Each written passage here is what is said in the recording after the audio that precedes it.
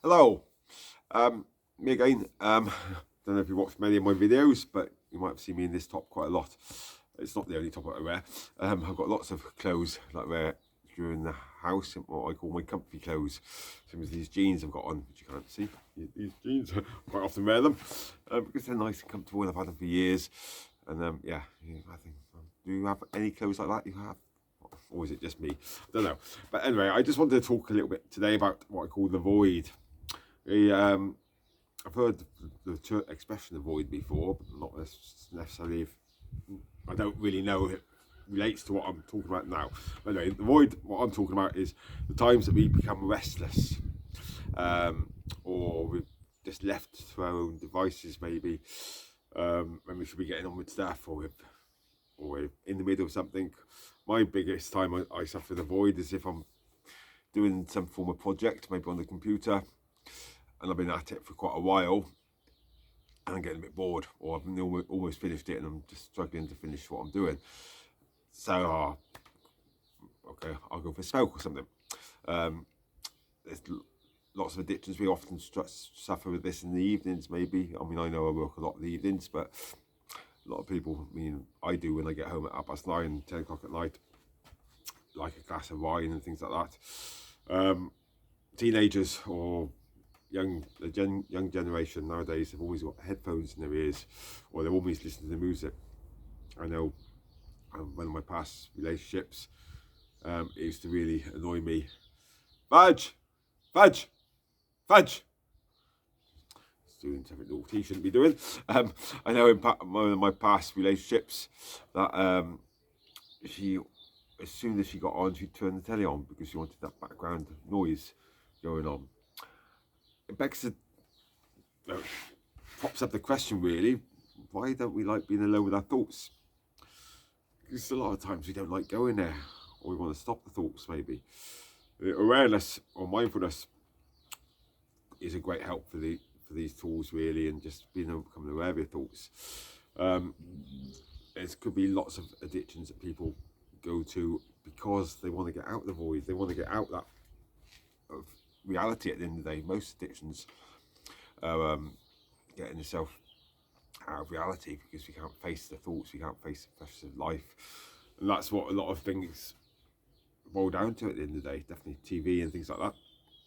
It's I used to call TV chewing gum for the eyes, because it's just a way of getting out of your head, focusing on something else.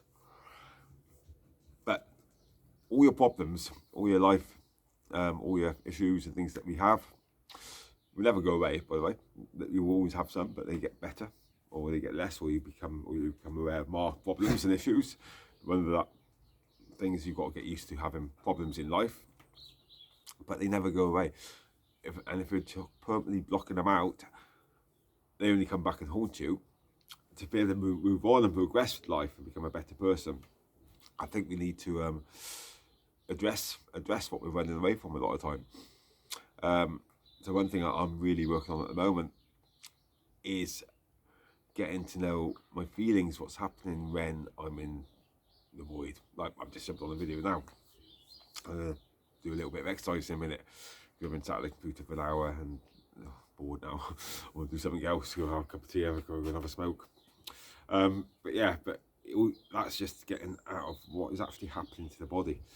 Okay, every thought that we get, everything that goes on in our head, there's a reaction in the body that happens.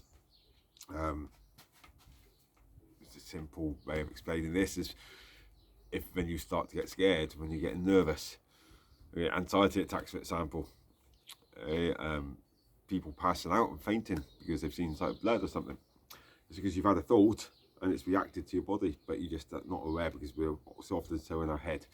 So one exercise that I'm really working with at the moment, thanks to one of my coaches that I've been working with, is really just, as soon as I get a thought that I'm not happy with, I sit and I'll check in, what we call a check-in, like we check in and see what emotion it's bringing up.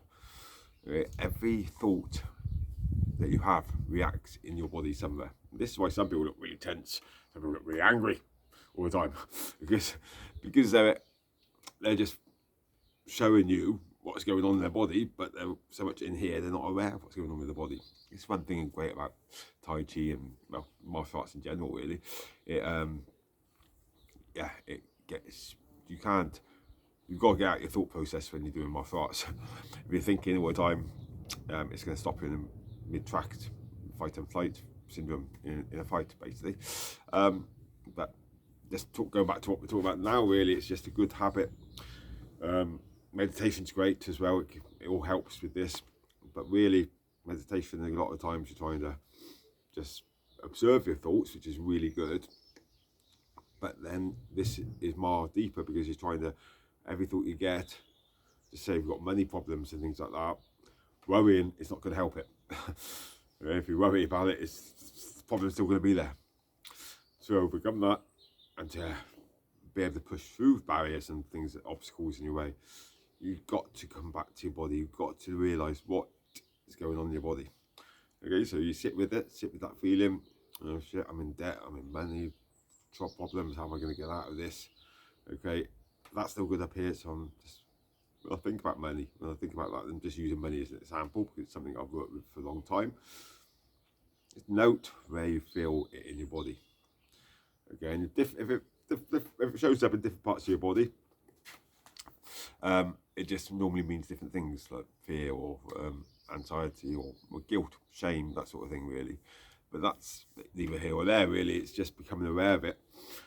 And if you can sit with it for long enough until it disappears, okay, that's going to transform your life. Believe me, it does. Because you're dealing with issues. You're not suppressing them, basically.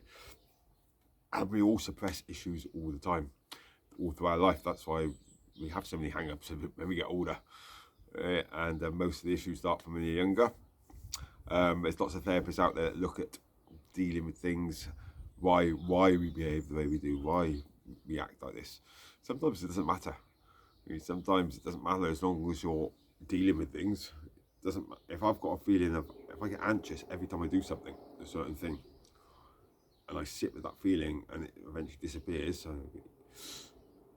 and I don't ever get anxious anymore from that, do I care where it comes from? No, because I've done the job. I can move on, move forward.